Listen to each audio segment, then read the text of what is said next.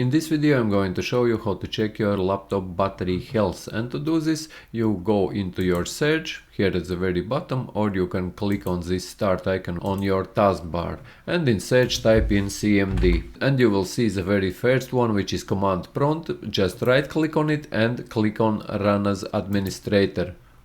And here type in power CFG space / and battery report and click enter. This will generate the battery report for your laptop. Highlight this link and click on Ctrl C to copy this link, and then open any folder on your PC, and here at the very top where is address bar, click on Ctrl V to paste this address and click enter. And here you will see your battery report. But if you would want to calculate how much is your battery health in percents, you open a calculator. There are these two parameters. One is design capacity and one is full charge capacity. Design capacity, this is capacity of how much your battery was able to hold when your laptop was absolutely new. The second parameter, which is full charge capacity, this is how much power your laptop's battery can hold right now. We open calculator and we take this second parameter, full charge capacity, and to my laptop it is 28,500, and divided by design capacity, by that power capacity which your laptop was able to hold when it was new, 46,740,